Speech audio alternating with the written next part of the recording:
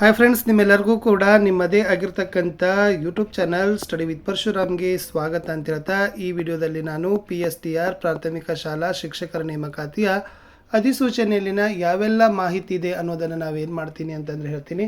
So ದಯಮಾಡಿ ಅವುಗಳನ್ನು pin to pin ಆಗಿ ಅರ್ಥ ಮಾಡಿಕೊಂಡು ಅರ್ಜಿಗಳನ್ನು ಹಾಕಿ ಅಂತ ಹೇಳ್ತಾ, ಯಾವುದೇ ಕಾರಣಕ್ಕೂ ಅಧಿಸೂಚನೆ ಒಂದು ಪ್ರತಿಯನ್ನು ನೀವು ಇಟ್ಕೊಳ್ಳೇಬೇಕು. ಯಾಕಂದರೆ ಯಾವ ಸಮಯದಲ್ಲಿ ನೇಮಕಾತಿ ಆದಾಗೂ ಕೂಡ ಏನಾಗ್ತದಪ್ಪ ಅಂದ್ರೆ ಕೋರ್ಟಿಗೆ ಹೋಗ್ತಕ್ಕಂಥ ಸಂದರ್ಭ ಬರ್ತದೆ. ಸೊ ಅದಕ್ಕಾಗಿ ಅರ್ಜಿ ಹಾಕೋಕ್ಕಿಂತ ಮುಂಚೆ ಅಧಿಸೂಚನೆಯನ್ನು ಚೆನ್ನಾಗಿ ಓದಿ ಅರ್ಥ ಮಾಡಿಕೊಂಡು ಮಾತ್ರ ಅರ್ಜಿಗಳನ್ನು ಸಲ್ಲಿಸಿ. ಓಕೆ, ಸೊ ನೋಡುವ.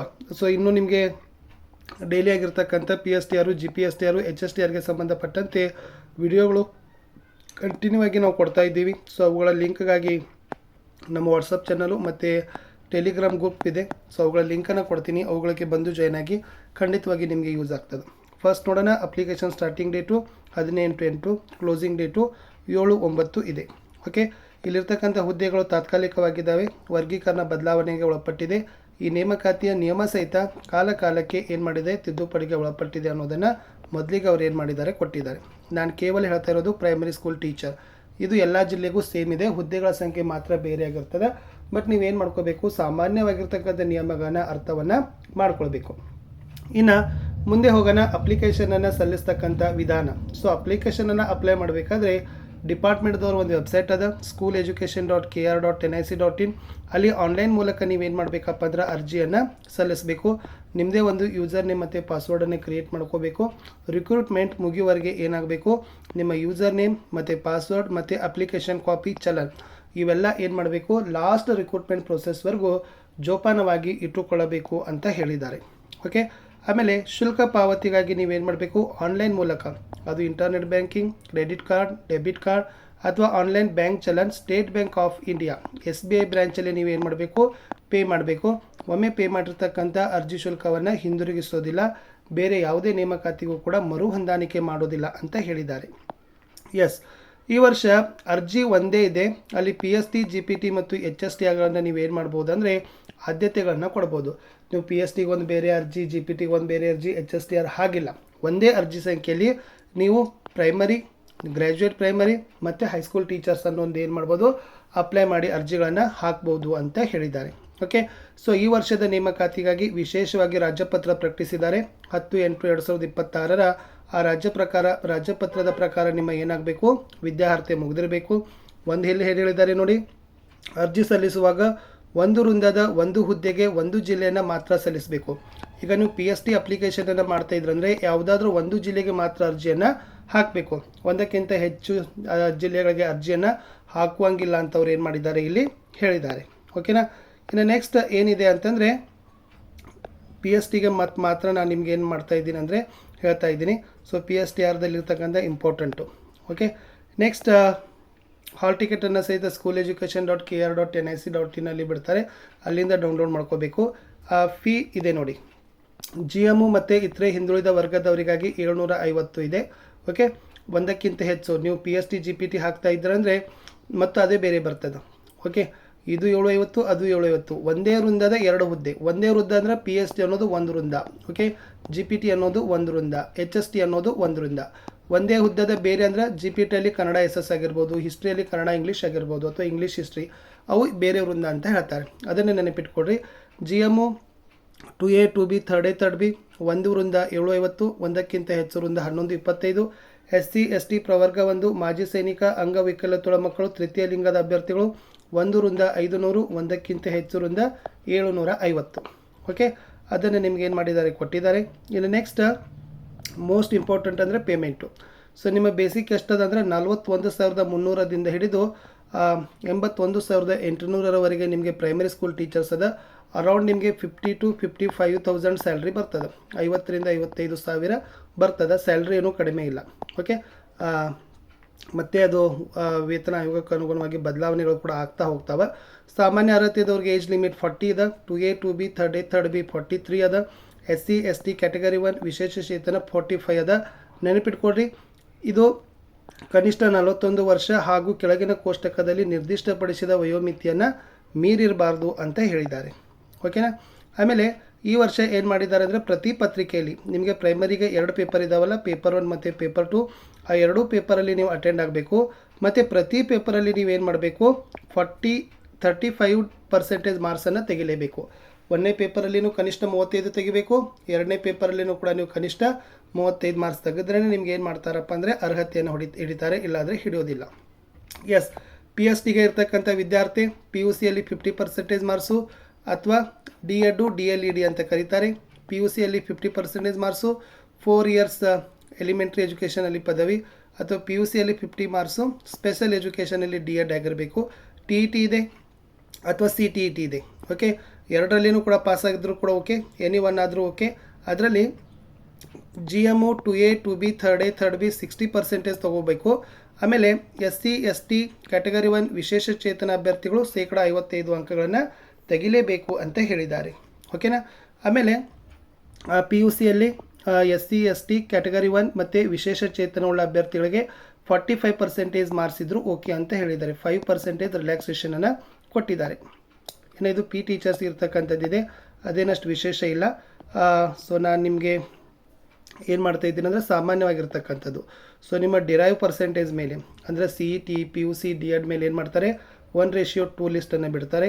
ಸೊ ಅದಕ್ಕೂ ಕೂಡ ಅವ್ರು ಏನು ಮಾಡ್ತಾರೆ ಅಂತಂದರೆ ಪೇಪರಲ್ಲಿ ಕೊಡ್ತಾರೆ, ನ್ಯೂಸ್ ಅನೌನ್ಸ್ಮೆಂಟ್ ಇರ್ತದೆ.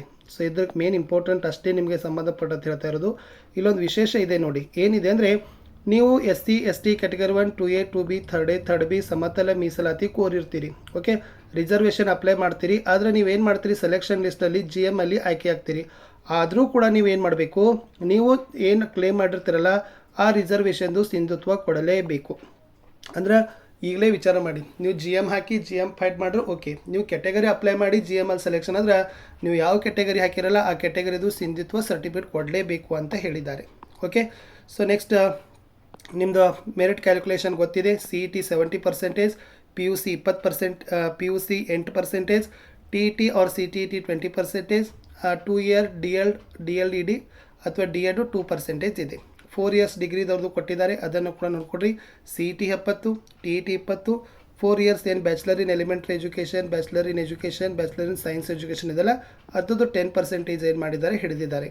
ಇನ್ ಕೇಸ್ ಮೆರಿಟಲ್ಲಿ ಇಬ್ಬರು ವಿದ್ಯಾರ್ಥಿಗಳು ಸಮ ಅಂತಂದಾಗ ವಯಸ್ಸಿನಲ್ಲಿ ಹಿರಿಯರು ಯಾರ್ದು ಏಜ್ ಹೆಚ್ಚಿದೆಯಲ್ಲ ಅವ್ರದ್ದು ಏನು ಮಾಡ್ತಾರೆ ಅಂದರೆ ಆಯ್ಕೆಗೆ ಪರಿಗಣನೆಯನ್ನು ಮಾಡ್ತಾರೆ. ಅದು ಇಂಪಾರ್ಟೆಂಟ್ ಇತ್ತು. ಇನ್ನು ನೆಕ್ಸ್ಟ್ P ಟೀಚರ್ಸ್ದವ್ರದ್ದಿದೆ. ರಿಸರ್ವೇಷನ್ ಹೇಳಿದ್ದೀವಿ. ಸೊ ಯಾರೆಲ್ಲ ರಿಸರ್ವೇಷನನ್ನು ಅಪ್ಲೈ ಮಾಡ್ತಾರಲ್ಲ SC STದವರು ನಮೂನೆ D, ಕ್ಯಾಟಗರಿ 1 ನಮೂನೆ E, 2A 2B 3A 3B ನಮೂನೆ F ಅಲ್ಲಿ ಕೊಡಬೇಕು. KKದವರು ಕೂಡ ಏನು ಮಾಡಿದ್ದಾರೆ ಅಂದರೆ ಸರ್ಟಿಫಿಕೇಟನ್ನು ಕೊಡಬೇಕು ಅಂತ ಹೇಳಿದ್ದಾರೆ. ಓಕೆ, ಅಷ್ಟು ಇಂಪಾರ್ಟೆಂಟ್ ಇತ್ತು.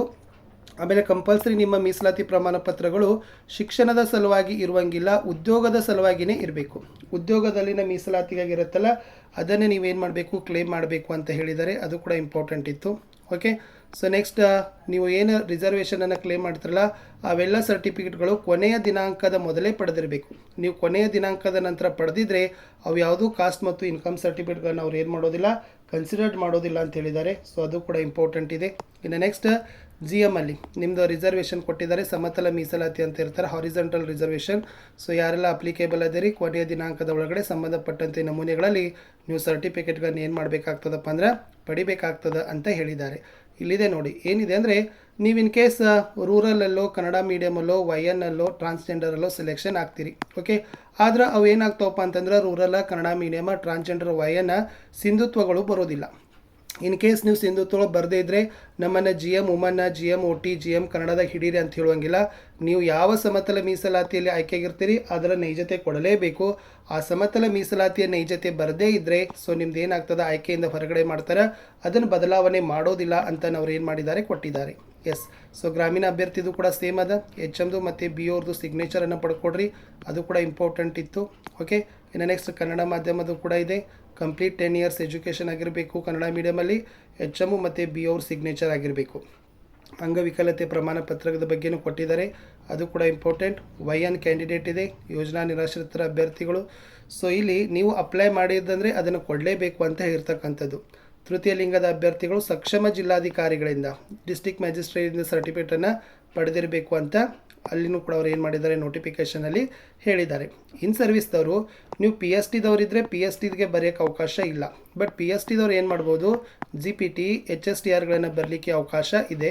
ಸೊ ಇದನ್ನು ಕೂಡ ಏನು ಮಾಡಿಕೊಡ್ರಿ ಅಂತಂದರೆ ಅರಿತುಕೊಡ್ರಿ. ಒಂದೇ ಒಂದು ಅಂದ್ರೆ ಪಿ ಎಸ್ ಟಿದವರು ಪಿ ಎಸ್ ಟಿ ಬರೆಯೋ ಹಾಗಿಲ್ಲ, ಜಿ ಪಿ ಟಿದವರು ಜಿ ಪಿ ಟಿ ಇಲ್ಲ, ಎಚ್ ಎಸ್ ಟಿ ಆರ್ದವರು ಎಚ್ ಎಸ್ ಟಿ ಆರ್ ಇಲ್ಲ. ಓಕೆ, ಎಕ್ಸಾಮ್ ಡೇಟ್ ಅನೌನ್ಸ್ ಮಾಡಿದ್ದಾರೆ. ಸೊ ಎಕ್ಸಾಮ್ ಬಂದುಬಿಟ್ಟು 2 ದಿನ ಇದ್ದಾವೆ, 5 ಮತ್ತು 6. 5ನೇ ತಾರೀಕಿಗೆ ಬೆಳಗ್ಗೆ 10 ರಿಂದ 12 ಗಂಟೆಗೆ ಸಾಮಾನ್ಯ ಪತ್ರಿಕೆ ಇದೆ. ಓಕೆ, ಮಧ್ಯಾಹ್ನ 2:30 ರಿಂದ 4:30ಕ್ಕೆ ಪೇಪರ್ 2, ಅದರಲ್ಲಿ maths E V S S S ಇರ್ತದೆ. ಸೊ ಮರುದಿನ 6/10/2026ಕ್ಕೆ 10 ರಿಂದ 12 ಗಂಟೆಗೆ ಪಿ ಟೀಚರ್ಸ್ ಪೇಪರ್ ಇದೆ.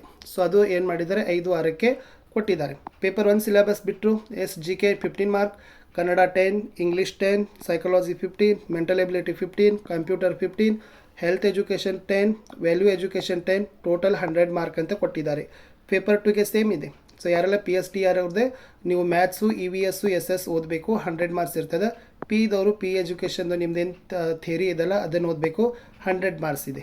ಓಕೆ, ಸೊ ಈ ವರ್ಷ ಏನು ಮಾಡಿದ್ದಾರೆ ಅಂತಂದರೆ 5ನೇ ವೃತ್ತವನ್ನು ಪರಿಚಯವನ್ನು ಮಾಡಿದ್ದಾರೆ. 5th ಸೇಡ್ 5ನೇ ವೃತ್ತ. ಸೊ 5ನೇ ವೃತ್ತದಲ್ಲಿ ಏನಾಗಿದೆ ಅಂತಂದರೆ ನೀವು ಸೇಡ್ ಮಾಡದೇ ಇದ್ದರೆ ಓಕೆ ಅವ್ರೇನು ಮಾಡ್ತಾರೆ 0.25 ಮಾರ್ಕ್ಸ್ ಏನು ಮಾಡ್ತಾರೆ ಡಿಡಕ್ಟ್ ಮಾಡ್ತಾರೆ. ಉತ್ತರಿಸದೇ ಇದ್ದಲ್ಲಿ ನಿರುತ್ತರ ಇದ್ದಲ್ಲಿ 5ನೇ ವೃತ್ತವನ್ನು ಸೇಡ್ ಮಾಡಿ ಅಂತ ಹೇಳಿದ್ದಾರೆ. ಆಮೇಲೆ ಕೀ ಆನ್ಸರನ್ನು ಬಿಡ್ತಾರೆ. ಕೀ ಆನ್ಸರನ್ನು ಚಾಲೆಂಜ್ ಮಾಡಲಿಕ್ಕೆ 100 ರೂಪೀಸ್ ಫೀ ಅನ್ನೋ ಸಹಿತ ಏನು ಮಾಡಿದ್ದಾರೆ ಇಟ್ಟಿದ್ದಾರೆ. ರಿಸಲ್ಟ್ ಬಗ್ಗೆ ಎಲ್ಲ ಪೇಪರಲ್ಲಿ ಮತ್ತು ವೆಬ್ಸೈಟಲ್ಲಿ ಏನು ಮಾಡ್ತಾರಪ್ಪ ಅಂದ್ರೆ ಹಾಕ್ತಾರೆ. ನೀವುಗಳು ಅವಾಗ ಏನು ಮಾಡಬೇಕು, ಸ್ಕೂಲ್ ಎಜುಕೇಷನ್ ವೆಬ್ಸೈಟಲ್ಲಿ ಅವಾಗ ಪರಿಶೀಲನೆಯನ್ನು ಮಾಡಬೇಕು. ಮೊದಲಿಗೆ ವೆರಿಫಿಕೇಷನ್ ಮಾಡ್ತಾರೆ, ತಾತ್ಕಾಲಿಕ ಆಯ್ಕೆ ಪಟ್ಟಿ ಮಾಡ್ತಾರೆ, ಆಬ್ಜೆಕ್ಷನ್ ಕರೀತಾರೆ, ಮೂಲ ಪ್ರಮಾಣ ಪತ್ರಗಳ ಪರಿಶೀಲನೆ ಮಾಡಿ ಲಾಸ್ಟ್ ಫೈನಲ್ ಸೆಲೆಕ್ಷನ್ ಲಿಸ್ಟನ್ನು ಏನು ಮಾಡ್ತಾರೆ ಹಚ್ತಾರೆ. ಫೈನಲ್ ಸೆಲೆಕ್ಷನ್ ಲಿಸ್ಟ್ ಹಚ್ಚಿದ ಮೇಲೆ ಮತ್ತೆ ಯಾರೂ ಬರದೇ ಇದ್ದರೆ ಒಂದು ಹೆಚ್ಚುವರಿ ಅಡಿಷ್ನಲ್ ಲಿಸ್ಟನ್ನು ಸಹಿತ ಮಾಡ್ತಾರೆ. ಇದು ಬಂದುಬಿಟ್ಟು ಕೇವಲ 6 ಮಂತ್ ವ್ಯಾಲಿಡಿಟಿ ಇರ್ತದೆ. ಓಕೆನಾ. ಸೊ ಇಷ್ಟು ಏನು ಮಾಡಿದ್ರಪ್ಪ ಅಂತಂದರೆ ಕೊಟ್ಟಿದ್ದರು. ಪ್ರಮುಖವಾಗಿರ್ತಕ್ಕಂಥದ್ದು ನಾನು ಎಲ್ಲವನ್ನೂ ಹೇಳಿದ್ದೀನಿ. ಇನ್ನೂ ನಿಮ್ಗೆ ಇದ್ರ ಬಗ್ಗೆ ಏನಾದರೂ ಡೌಟ್ ಅನಿಸಿತ್ತಂದರೆ ಡಿಪಾರ್ಟ್ಮೆಂಟ್ದವರು ಹೆಲ್ಪ್ಲೈನ್ ಕೊಟ್ಟಿದ್ದಾರೆ. ಸೊ ಹೆಲ್ಪ್ ಡೆಸ್ಕ್ ಇದೆ. ಓಕೆ, ಅದರಲ್ಲಿ ನಂಬರ್ಸ್ಗಳನ್ನು ಕೊಟ್ಟಿದ್ದಾರೆ. ಆ ಹೆಲ್ಪ್ ಡೆಸ್ಕಲ್ಲಿ ನೀವೇನು ಮಾಡ್ಬೋದು ಅಂತಂದರೆ ಫೋನ್ ಹಚ್ಚಿ ಅವ್ರಿಗೆ ಮಾಹಿತಿಯನ್ನು ಕೊಡ್ಬೋದು. ಇದು ಸ್ಕ್ರೈಬ್ನ ರಿಕ್ವೆಸ್ಟ್ ಅವ್ರಿಗೆ ಇರ್ತಕ್ಕಂಥದ್ದಿತ್ತು. ಇಲ್ಲಿ ಸಿ ಎ ಸಿಯ ನಂಬರ್ಗಳಿದ್ದಾವೆ. ಇದು ಲ್ಯಾಂಡ್ಲೈನ್ ಅದ, ಇದು ಮೊಬೈಲ್ ನಂಬರ್ ಅದು. ಅವುಗಳಿಗೆ ತಾವು ಕರೆ ಮಾಡ್ಬೋದು. ಅಥವಾ ನಿಮ್ಮ ಯಾವ ಜಿಲ್ಲೆಗೆ ಆಗ್ತಿರಲ್ಲ ಅಲ್ಲಿ ನೋಡಲ್ ಆಫೀಸರ್ ಇರ್ತಾರೆ. ಓಕೆ, ಆ ನೋಡಲ್ ಆಫೀಸರ್ನ ಕಾಂಟ್ಯಾಕ್ಟ್ ಮಾಡಿ ಇನ್ನಷ್ಟು ನೀವು ಏನು ಮಾಡ್ಬೋದಪ್ಪ ಅಂತಂದರೆ ರಿಕ್ರೂಟ್ಮೆಂಟ್ಗೆ ಸಂಬಂಧಪಟ್ಟಂತೆ ಮಾಹಿತಿಯನ್ನು ಪಡಿಬೋದು ಅಂತ ಹೇಳ್ತಾ ಇಷ್ಟು ಪಿ ಎಸ್ ಟಿ ಆರ್ಗೆ ಸಂಬಂಧಪಟ್ಟಂತೆ ಡೀಟೇಲ್ ಆಗಿರ್ತಕ್ಕಂಥ ಮಾಹಿತಿ ಇತ್ತು. Good luck.